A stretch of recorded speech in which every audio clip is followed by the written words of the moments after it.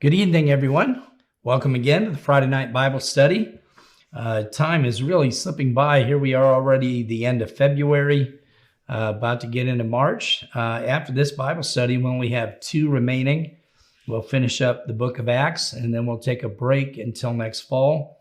There will be, of course, all the camp Bible studies, the Christian living classes there, the sermon and Bible studies on those weekends. Mr. Fritz and others may also put together a few studies that we can sprinkle in throughout the year. We'll pick up another part of the New Testament in the fall, but it's been really fun going through the book of Acts. I hope that you're learning some things, certainly being reminded of some things you may have already known, but we're trying to put the time and effort in to make this valuable, make it practical, and make it the kind of thing that, like, we're in a classroom and you're learning more about the topic. If we were going to teach a high school class or college class, we do it just like this, working through these New Testament books of the Bible. Tonight we'll cover Acts 23 and 24, and then we'll have 25, 26, and then with 27, 28 in the next 2. All right, let's go to chapter 23 in the book of Acts and pick up where we left off last time. It says here in verse 1, "Then Paul, looking earnestly at the council, said, 'Men and brethren, I have lived in all good conscience before God until this day.'" So Paul took a good look at the men that he was speaking to. He looked at the members of the Sanhedrin and the assembly that had gathered. It had been about 25 years or more since he had stood among many of the same faces when we saw that Stephen was accused and put to death. He was stoned to death. And so some of those people would have been the same people. Others would have been new appointments. But Paul's looking at them. He's got their attention, and he certainly got theirs. And Paul says, "I've lived in all good conscience before God until this day." In other words, Paul said, look, I have conducted myself so as to maintain a good conscience. I've done what I believed is right. I've tried to do the right thing. I've tried to live a godly life. And obviously, Paul is primarily talking about the time since his conversion. But even in his unconverted state, even though Paul was in error, he had acted from a conscience side of things before God. He thought what he was doing by persecuting Christians was something he was doing for God. And he did it with a clear conscience until God struck him down and called him and showed him the truth that, look, you're attacking me. God is the way God looked at it. So this is a remarkable and bold appeal that Paul, as an accused man, is making to the crowd that's gathered. Verse 2, "And the high priest Ananias commanded those who stood by him to strike him on the mouth." So why would you strike somebody on the mouth? They would strike them on the mouth to express their indignation and also to stop them from continuing to speak. When you get struck in the mouth, you stop talking. So the anger here of Ananias was aroused because Paul had affirmed that what he had done had been done in a good conscience. They regarded him, on the other hand, as a guilty man. They regarded him as an apostate, and they could not bear the fact that Paul, with such calmness, declared that he had conducted his life under the direction of a good conscience and lived a good life trying to do what God said. Verse 3, "Then Paul said to him, 'God will strike you, you whitewashed wall. For you sit to judge me according to the law, and do you command me to be struck contrary to the law?'" Paul was bold here too, and he said, look, God will strike you. And God indeed did do that. We see that Ananias was killed by an assassin during the Jewish war. Josephus writes about it in the Wars of the Jews, 2:17-9. Also, he calls him a whitewashed wall. All of you who are older will know what whitewash is. Maybe some of the young people don't. That's the thing about the Bible. There are many things in the Bible that are dated, and we'll see even some of the examples, but that's okay. We look into those things and try to figure out what was meant at the time that it was written and get to the bottom of the issue. So here, the whitewash wall Whitewash is a thin paint that's used to make something that's dirty look new and clean. And Ananias deserved this rebuke. The fact that he had others do his dirty work did not really absolve him from ordering the act of striking Paul on the mouth. You may also require, with regard to this term whitewash, that Christ had compared the scribes and the Pharisees to whited sepulchres. So they looked good on the outside, but inside they're full of dead man's bones. They were rotten on the inside. So Paul was pretty bold when he said this to Ananias, and we'll see why he did it in just a second. But Ananias, as the one that's in charge here, was required to hear the matter out and then decide the case according to the laws. And Ananias was doing what was unlawful. He was condemning a man before he was heard, and he was punishing him by striking him on the mouth. So that behavior was unlawful, not only in Jewish law, but also in the laws of the Romans. So Paul had a right to defend himself, and he did. But notice what happened next. And those who stood by said, "Do you revile God's high priest?" Then Paul said, "I did not know, brethren, that he was the high priest, for it is written, you shall not speak evil of the ruler of your people." And Paul was innocent. He literally didn't know that Ananias was a high priest. Why didn't he know? Well, this was not a normal assembly of the Sanhedrin, and the high priest likely was not wearing his normal robes, which he would have been wearing, or sitting in his usual place, or Paul would have known. He's sitting in that chair, he's wearing that robe, that's the high priest. And so Paul here had said what he said out of ignorance. He did not know. And when he said that, he meant it. And what he quoted there in verse 5 was from Exodus 22, verse 28. You shall not speak evil of the ruler of your people. Be careful about, attacking those in leadership positions.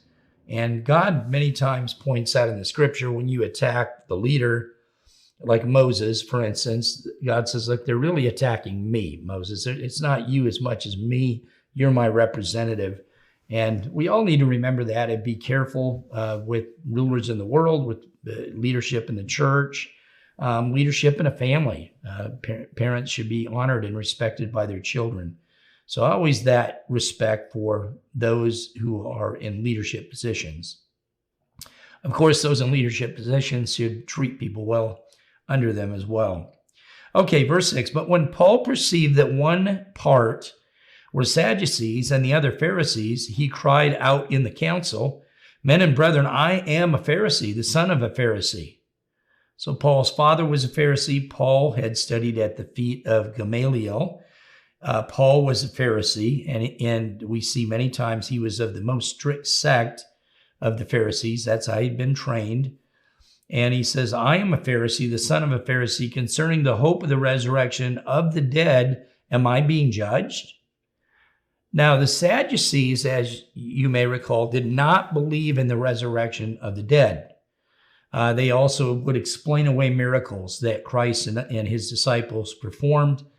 They didn't believe the truth regarding life after death, and they also did not believe in the existence of angels. So they had some of their own weird ideas. You think if they had really studied and known the Old Testament scriptures, there are many references to angels and also the resurrection of the dead. But the Sadducees didn't believe in those things. The Pharisees, on the other hand, did believe, not exactly as Paul and Christ and others, but they did believe in a resurrection and that doctrine. And so this, when Paul said it, divided the Sadducees and the Pharisees. It caused them to be on two different sides of the issues. And the doctrine of the resurrection of the dead was the main doctrine that had been the cause of much of Paul's persecution. We see it in a number of verses. I'll just rattle off a few. If you're writing notes, you can write them down. If not, that's fine. You can look them up. But Acts 17, 31 to 32, 1 Corinthians 15, really that whole chapter, Acts 13, 34, Acts 26, verses 6 and 7, Acts 26, verse 23, Acts 26, verse 25. Those are just a few in the book of Acts and a whole chapter in 1 Corinthians. Those are not the only references made to the doctrine of the resurrection of the dead, but this is a main doctrine for God's church yet today. Mr. Armstrong wrote a book. He entitled it The Incredible Human Potential. And the incredible human potential is to come up in a resurrection, to be born into the family of God and become part of the very family of God. But the doctrine of the resurrection is central to all of this. If this is all there is in this life and that's it, and there is no resurrection, and we're not going to be born into God's family, then you can take the entire plan of God and put it in a trash can. You take all of the holy days and just disregard them. Well, of course, we can't do that. The Bible, the Word of God stands strong, and Paul knew what he was talking about. And of course, Paul believed that Christ had died, that he had been resurrected. He was a witness to these things. And he was, again, the leader. He was the first of the firstborn. And that gave Paul hope because, look, that already happened with the first of the firstborn. The rest of us are going to follow in his footsteps. And so this was a central teaching of Paul, as it has been of the church yet today. And this was a problem for the Sadducees. And of course, the Pharisees wanted to dismiss Christ as being who he was. And so they also had a lot of problems with things that Paul said. But notice after Paul did this, verse 7, and when he said this, a dissension arose between the Pharisees and the Sadducees, and the assembly was divided. So a very strategic act by Paul, of course, led by God's Spirit. The words had the immediate effect that he desired, and that was it prevented a hasty, unanimous vote that otherwise might have united the two parties, and the vote would have been condemn Paul. And honestly, when we look at the entire account, all they really wanted is Paul dead. And so Paul here also had the opportunity to preach the truth regarding the hope of the resurrection. And he took the opportunity. We see him do this again and again in his defenses before various individuals, governors, even kings. And of course, at the end, he goes to Rome itself. But Paul had the opportunity to preach this. When we have a memorial service, we have an opportunity as ministers to preach the truth of the resurrection, which gives us hope. Not everybody likes that message because there are a number of people in the crowd usually that believed that their loved ones have died and gone to heaven. We tell them, no man has ascended to heaven. They're dead. They're unconscious. They're going to return to dust, but someday they'll be resurrected. All will be resurrected in a future resurrection. And there are 3 resurrections that the Bible talks about. But verse 8, for the Sadducees say there is no resurrection and no angel or spirit, but the Pharisees confess both. Then there arose a loud cry, and the scribes who were of the Pharisees' party arose and protested, saying, we find no evil in this man, but if a spirit or an angel has spoken to him, let us not fight against God. So Paul and the Pharisees were in agreement with some of these principles, and they, agreed with Paul more for the sake of establishing the principles rather than being in favor of Paul. But this put them at opposition with the Sadducees. Verse 10, and when there arose a great dissension, the commander, fearing lest Paul might be pulled to pieces by them, commanded the soldiers to go down and take him by force from among them and bring him into the barracks. So the two parties are so inflamed and so angry that the commander feared for Paul's life. And he sent soldiers down to rescue him, bring him up to the barracks where they could protect him from the tumult. The tower of Antonius stood above the temple. It overlooked the temple precincts. The soldiers were ready to respond immediately when they were called upon. And Paul was a Roman citizen, and if he were harmed or killed in some illegal manner, the commander is going to be held responsible, and he's going to have to give account. So they shot the soldiers down. They came down, descended down onto the place where Paul, at the temple there where Paul and these Sadducees and Pharisees were, and rescued him. Verse 11, but the following night the Lord stood by him and said, be of good cheer, Paul, for as you have testified for me in Jerusalem, you must also bear witness at Rome. This would have been a great encouragement to Paul. If you recall, Paul had been warned by his friends, by Agabus the prophet, and others not to go to Jerusalem. It's dangerous. These guys want to kill you. They hate you. You're going to be bound in chains. And of course, all those things happened. Paul felt compelled to go anyway. He felt like God was leading him to go there and do what he had to do. And here Christ encourages Paul and says, look, be of good cheer, Paul. You did what you needed to do in Jerusalem. You testified to me there, and you've got to do that in Rome. So you're not going to die here. You got to go to Rome yet. That's still something that lies ahead for you. So Paul was not afraid at this point. He knew he had a job to do. He knew he was under the protection of Almighty God, and he went about doing that job. Verse 12, and when it was day, some of the Jews banded together and bound themselves under an oath, saying that they would neither eat nor drink till they had killed Paul. The word here that's used in the Greek is anathemized. They literally anathemized themselves. So the Jews who conspired to kill Paul bound themselves by an oath. They're not going to eat. They're not going to drink. And they want to be punished with anathema if they fail to fulfill it. In other words, anathema means you're going to be cut off from God and cut off from his people. If we fail to fulfill the oath, you can declare us anathema. And again, the vow was we won't eat or drink until we kill him. So they're urgently and absolutely fully intending to kill Paul. It says, now there were more than 40 who had formed this conspiracy. If you have 40 assassins and they're all going after you and you're Paul, you need God's protection. This is not something you're going to get through on your own. And God, as you'll see, protected Paul in a miraculous way. So what did these 40 assassins who had formed the conspiracy do? Verse 14, they came to the chief priests and elders and said, we have bound ourselves under a great oath that we will eat or drink nothing until we have killed Paul. So they wanted to acquaint the Sanhedrin with their plan, with their plot, and they did.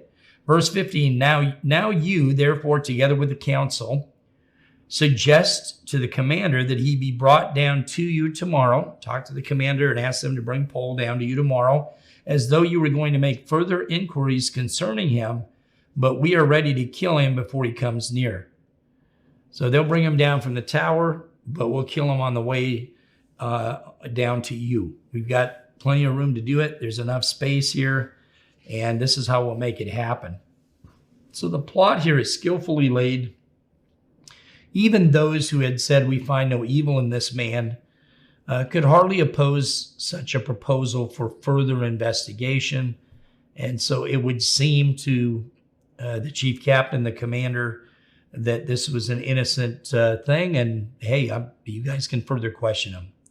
But notice what happened. Verse 16, and when Paul's sister's son heard of their ambush, he went and entered the barracks and he told Paul.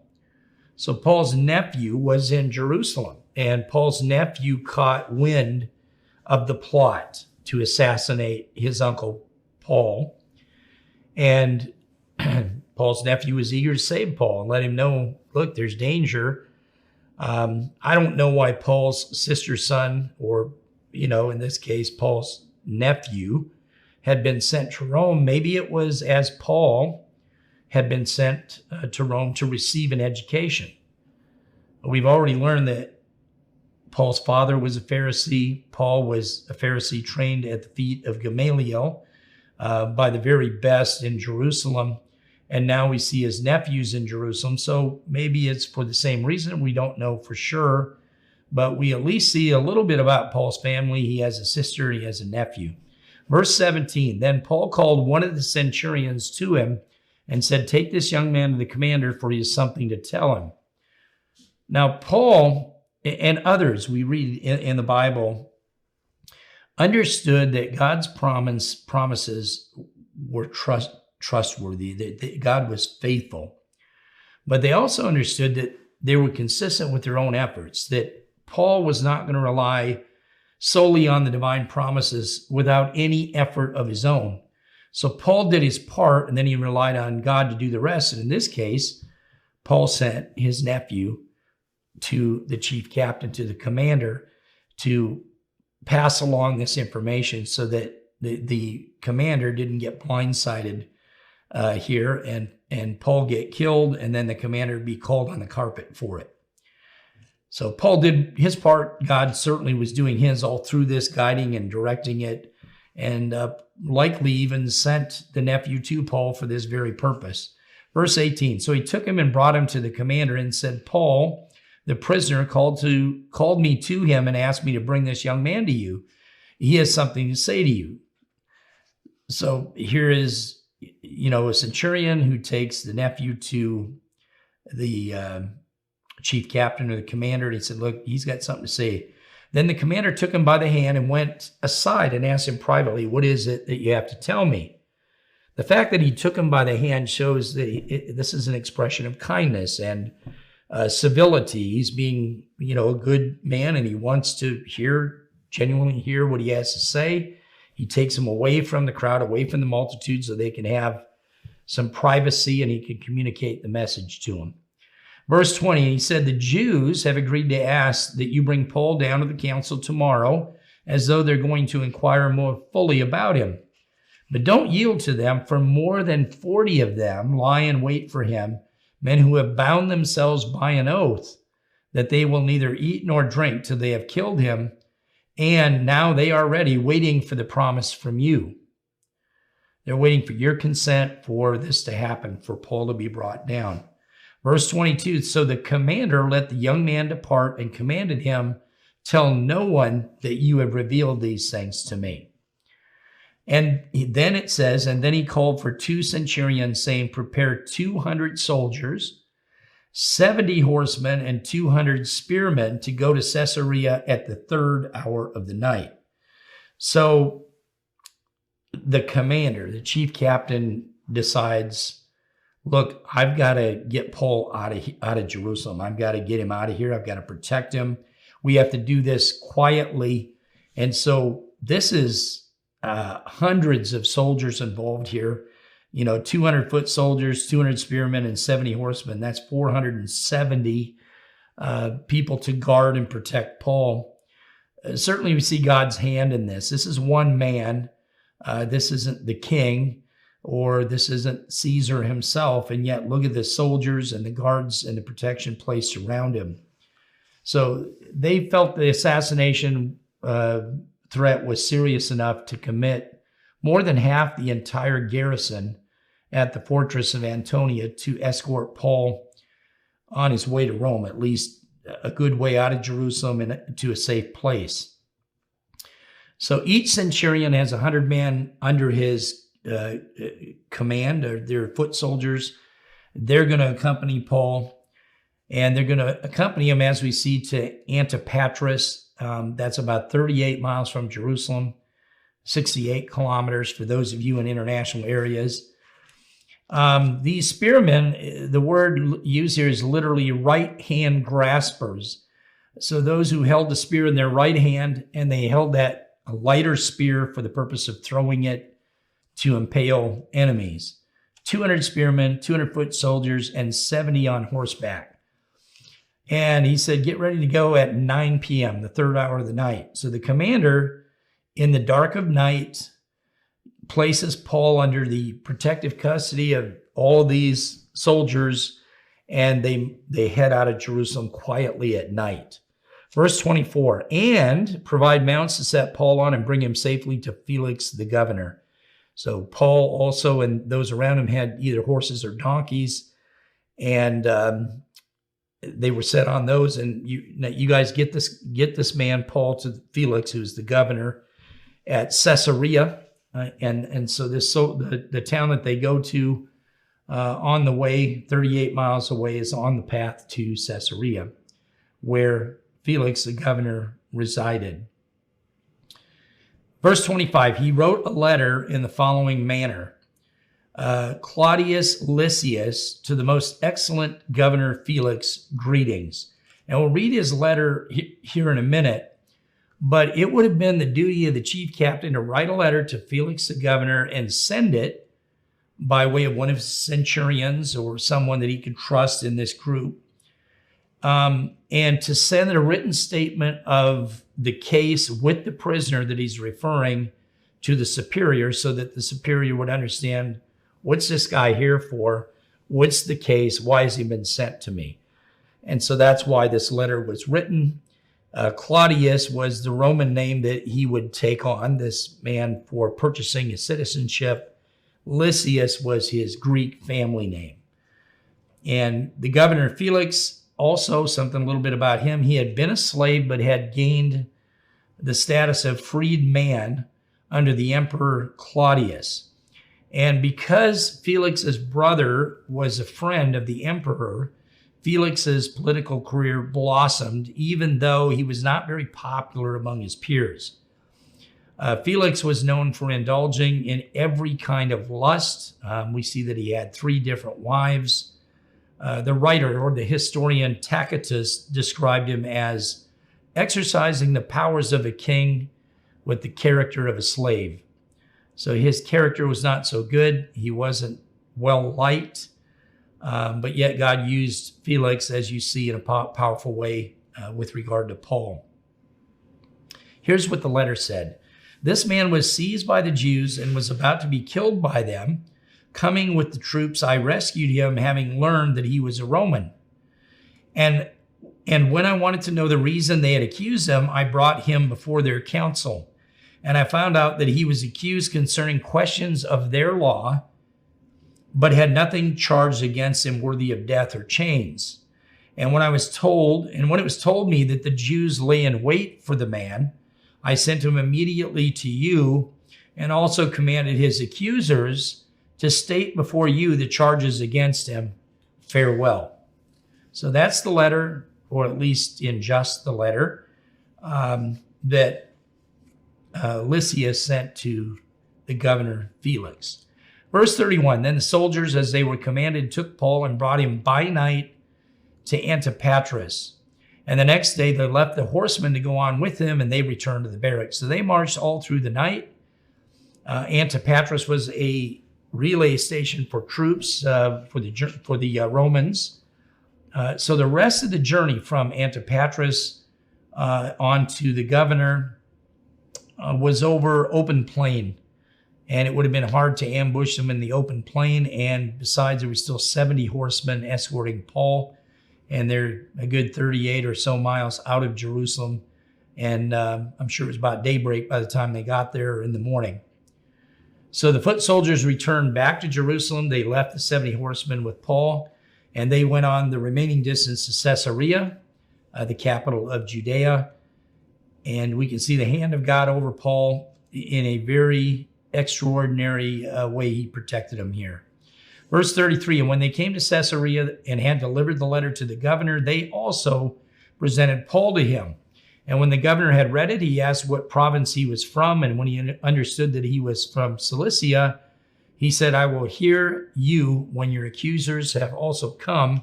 And he commanded him to be kept in Herod's praetorium. So the Roman province here of Cilicia is where Paul was born. He was born in the city of Tarsus in the province of Cilicia. Governors, the reason he asks this, they're very careful not to infringe on one another's jurisdiction or territory. Herod's praetorium included cells for prisoners. John 18:28 and Philippians 1:13 also confirm that. So now we get to chapter 24. And it says in verse 1, now after 5 days, Ananias the high priest came down with the elders and a certain orator named Tertullus. These gave evidence to the governor against Paul.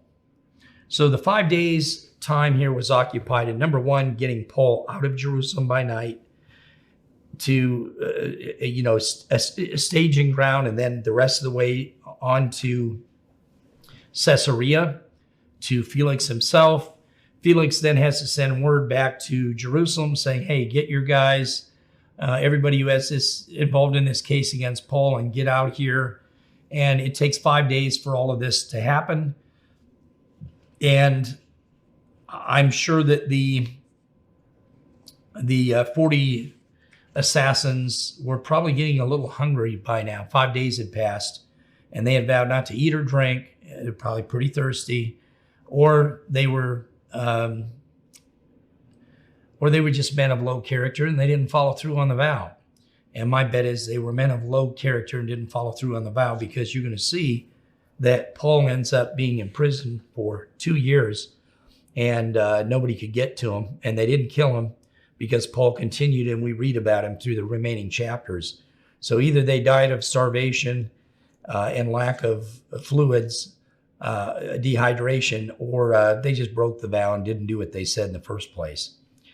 Tertullus here is a Roman name, so it's likely that he was a Roman lawyer who was appointed by Ananias and the Sanhedrin to accuse Paul. Getting a Roman involved would have been a good idea. It's likely also that he was a Roman proselyte, so he believed, a lot the same as the Jews. And Tertullus, this order, acted as the accuser, and he's going to manage the case here before the governor.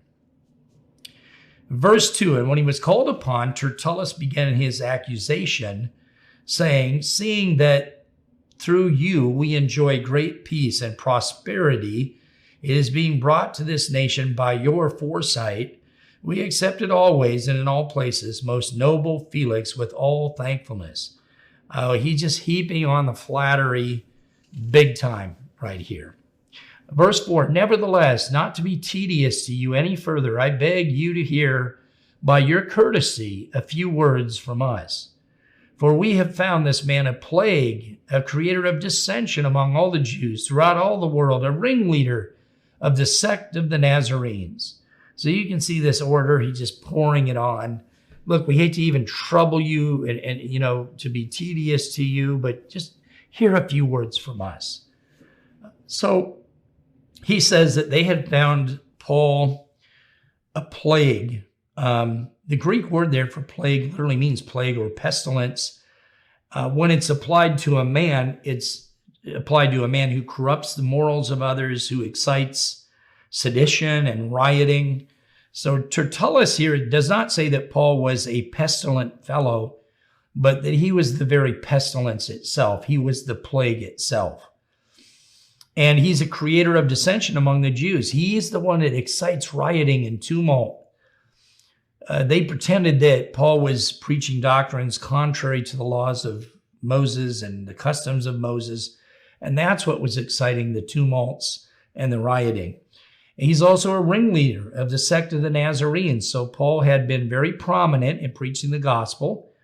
He was looked at as the ringleader, the principal person involved, which he was in many respects, at least to the Gentiles. Nazarenes, by the way, was a title given to Christians by way of contempt. And this was associated with Jesus of Nazareth. So everything about what he's saying here is very negative toward Paul.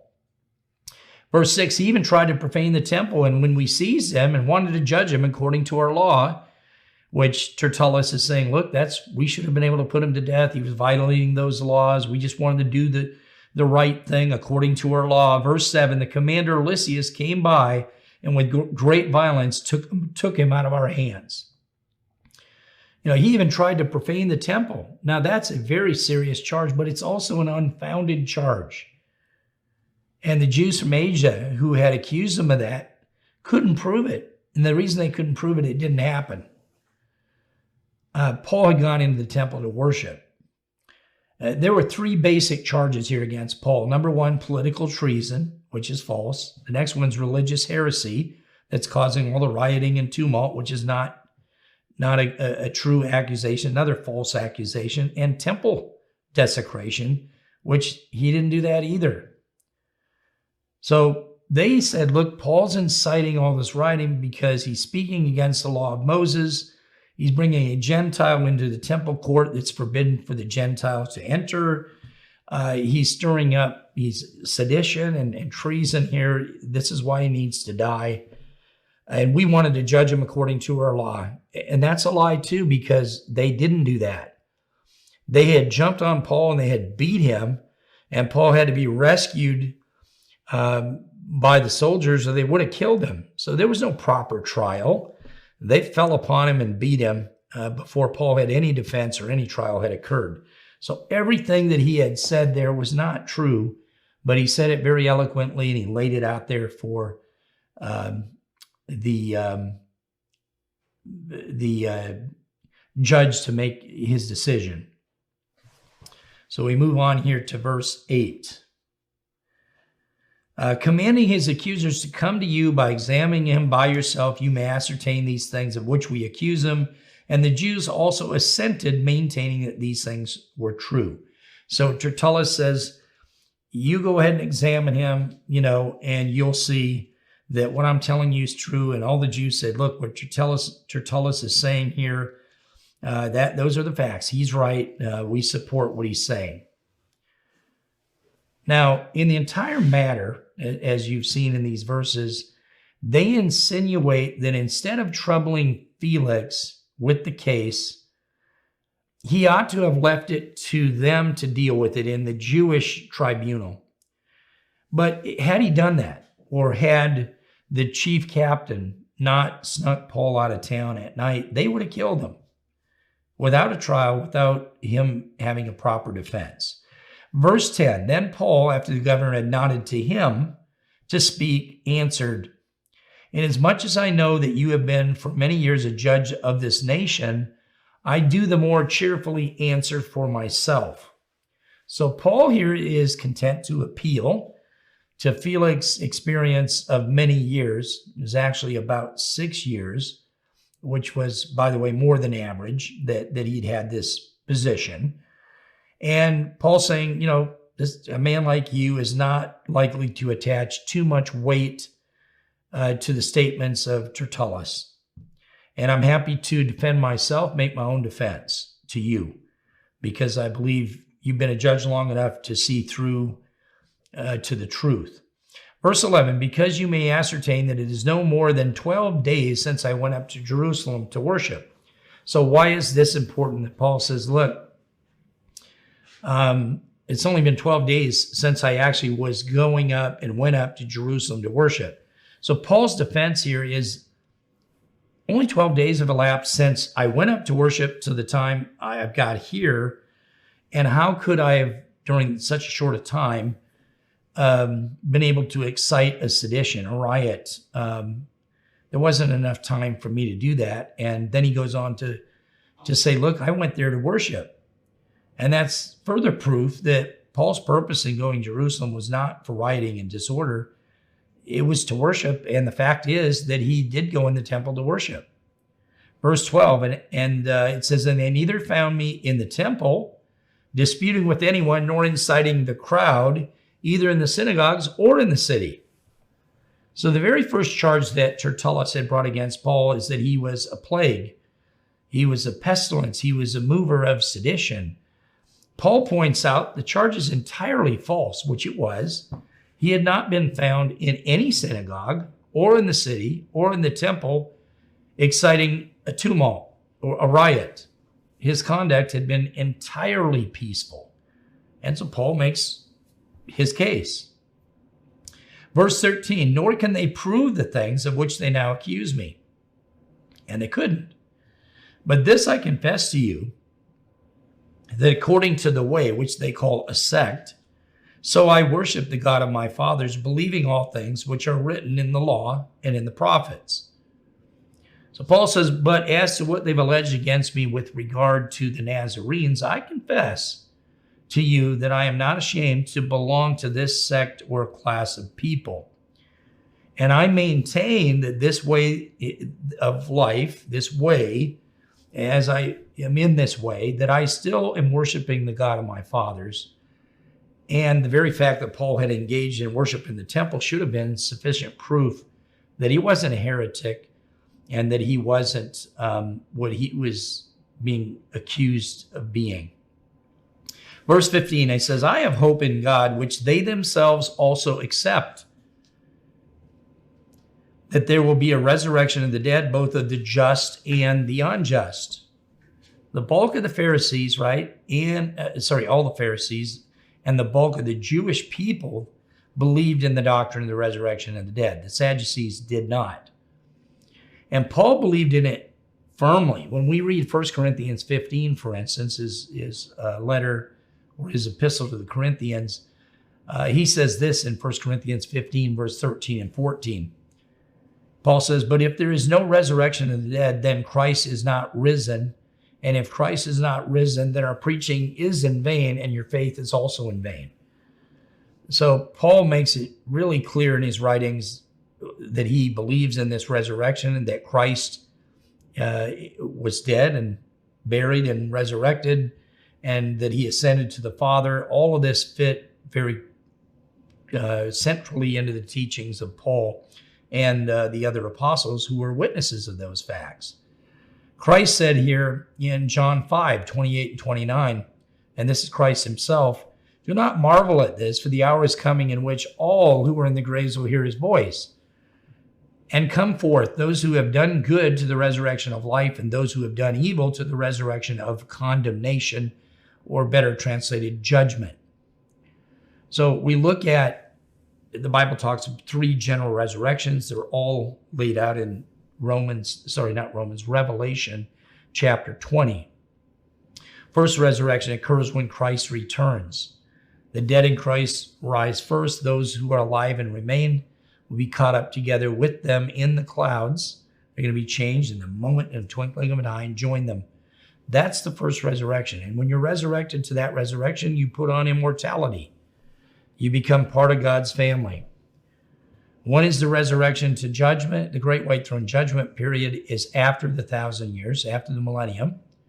And all who have not had an opportunity for salvation will come up in that resurrection to judgment.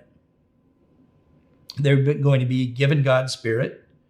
They're going to be given understanding of the truth, and they're going to have, the Bible appears to say, 100 years to build character and choose life or death.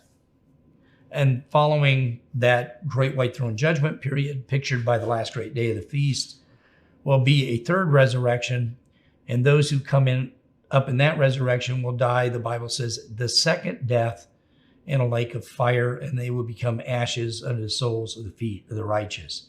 So the teaching of the resurrections is critical. It's central to God's plan of salvation, and Paul didn't dodge that bullet.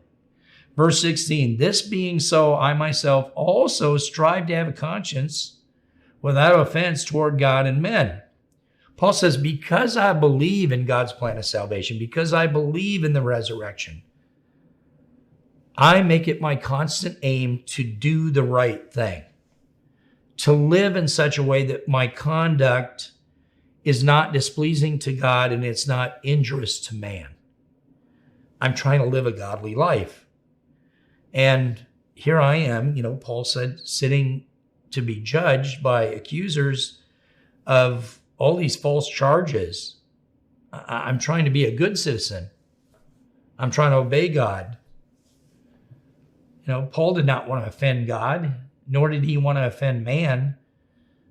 He wanted to be without blame when he sat in the judgment seat before God and, frankly, even before men. In this case where he's being judged. Now, Paul wasn't a person who was without sin. None of us are. But he lived a good life. He lived a clean life. Once God called him, he turned things around and he devoted his energies in a good direction and became a pillar in the church. Next, notice what Paul points out, verse 17. He says, now after many years I came to bring alms and offerings to my nation. So again, is he trying to cause a riot? Is he trying to desecrate the temple? Is he coming here with heresy? No, he's coming with large sums of money which he had collected from Gentile churches to bring to Jerusalem in relief of the poor and the needy, and offerings which would be made to God in the temple. So I came here to bring alms, right? And also give offerings in the temple.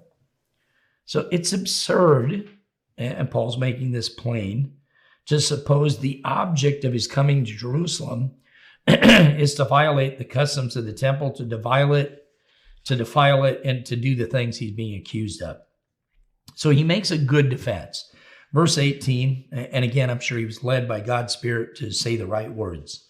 In the midst of which were some Jews from Asia, found me purified in the temple, neither with a multitude nor with a tumult. These guys that are accusing me, they did see me in the temple, but I wasn't in there with a whole group of people causing problems. Verse 19, they ought to have been here before you to object if they have anything against me. They had not found Paul profaning the temple. They found him engaged in the sacred service of completing a Nazirite vow. Paul had not gathered a crowd to cause strife. He was worshiping here in a quiet and peaceful manner. So in so many words, Paul says, hey, if these Jews from Asia have a charge against me, why are they not here to substantiate those charges? Well, the facts are they had no case. They didn't want to show up. They looked bad. Verse 20, or else let those who are here themselves say if they found any wrongdoing in me while I stood before the council. Unless it is for this one statement which I cried out standing among them concerning the resurrection of the dead, I am being judged by you this day. Of course, the Sadducees had a problem with it. They found fault with Paul concerning the resurrection of the dead. But again, the Pharisees and Jews did not. Verse 22, but when Felix heard these things, having more accurate knowledge of the way, he adjourned the proceedings and said, when Lysias, the commander, comes down, I will make a decision on your case. So Felix knew something about Jesus Christ and his disciples that he had not been given by the priests and the elders and the orator in these meetings. He had foreknowledge of that. And he adjourns the proceedings because he goes, look, I'm going to dig more deeply into the matter, because he saw through this. He said, these guys don't have anything on Paul. These are trumped up charges. And he said, I'm going to have Lysias come in and hear from him. Remember, Tertullus earlier here had spoken against Lysias. Look, they came down in a violent manner, him and his soldiers, and they took Paul away, and we were just trying to, deal with it, ourselves in a proper manner, which, again, was not true. They were going to kill him. Tertullus saw through all of it. So what we have here is a remarkable adjournment that leads to an indefinite postponement. We're going to see that, we'll just keep going. We'll see what we see. Verse 23. So he commanded the centurion to keep Paul and to let him have liberty, and told him not to forbid any of his friends to provide for or to visit him. So the favorable impression made on Felix is shown here by the unusual leniency with which Paul, who is a prisoner here, is being treated. Felix says, look, his friends can go see him. They can provide things for him, bring him things. Don't stop any of that from happening. So Felix regarded the charges as entirely malicious. He likely detained Paul just to appease the Jews. In fact, we'll see here in a bit that Felix hoped that Paul's friends would raise money to purchase Paul's freedom so he could let him go. That's what he was hoping to be able to do. Verse 24, and after some days, when Felix came with his wife, Drusilla, who was Jewish, he sent for Paul and heard him concerning the faith in Christ. Drusilla was the daughter of the first Herod Agrippa. She was the sister of the second Herod Agrippa.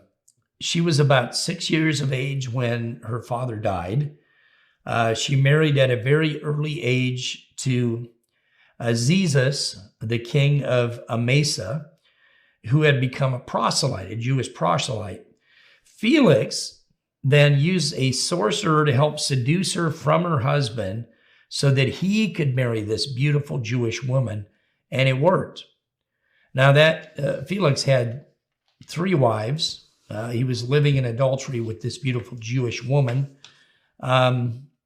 She must have known of the death of James, the imprisonment of Peter, and how he had escaped miraculously.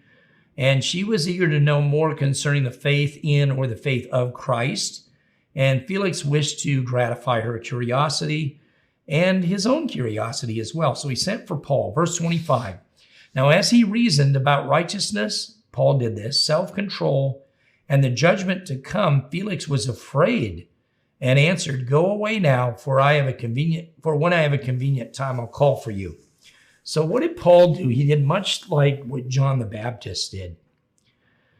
Paul picked topics that would alarm Felix and Drusilla. Paul was very bold to do what he did here. He was always unafraid to preach the truth, whether he was before a prisoner or a free man, a prince, a governor, a king, didn't matter. He stood up and he spoke up. What he said with regard to righteousness or justice troubled Felix. Why? Because Felix was not living a very good, clean life. He was breaking all kind of laws of God. He talked about self-control, temperance, moderation in all things. Felix was an intemperate man. He was immoderate. He was apt to indulge in excesses. Then he talked about the judgment to come. He tells Felix and his wife Drusilla that, whatever we do, we're going to be called upon to give an account for in the judgment to come. And the apprehension of that justice and the remembrance of his own guilt and his guilty life tended to make Felix uncomfortable. And that's why Felix was afraid. And he didn't want to hear anymore. So he said, look, and what I want you to do is, go away for now. And when I have a convenient time, I'll call for you. Instead of asking Paul, what should I do? I feel bad. I want to repent and change. This king just sent him away, or this governor, just sent him away because he was not prepared to repent of his sins and turn to God at this point. Verse 26, 2 more verses. Meanwhile, he also hoped that money would be given him by Paul, that he might release him. Therefore, he sent for him more often and conversed with him. So Felix was greedy of gain. The very fact of this being willing to accept a bribe and not administer proper justice shows he's a man of weak and defective character. And he calls for Paul more often, and he converses with him, just hoping to secure money. Look, man, I want to let you go. And he's dropping hints. He's trying to get this bribe so then, he'd have a reason to let him go. Verse 27, but after 2 years, Porcius Festus succeeded Felix, and Felix, wanted to do the Jews a favor, left Paul bound. So Festus had been the governor, and Paul had been bound here for 2 years. And when he got replaced by the new governor, Porcius Festus, Paul was still in prison. This successive governor of the province wants to ingratiate himself to the Jews, as we're going to see in the next chapters. But as the man Felix is about to leave and move on to another appointment, he decides, I'm going to leave Paul bound. I want to keep the Jews happy. It did not satisfy the Jews at all. Their accusations, in fact, followed Felix all the way to Rome, and it would have ruined him, except that he had a brother who was very good friends with the emperor, and that brother obtained Felix's pardon from Nero, and so Felix got away scot-free, and now the new governor is Porcius Festus. And we end the chapter on verse 27. I think that was right at about time, maybe a minute or two early, but we've got through 2 chapters tonight, 2 more Bible studies, 2 chapters each, and we will complete the book of Acts. You don't want to miss the last 4 chapters. They're very exciting. The book just keeps getting better. Have a great Sabbath. We'll see you all next week. Good night. For more information, go to our website at cogassembly.org. Copyright 2022, Church of God Assembly. All rights reserved.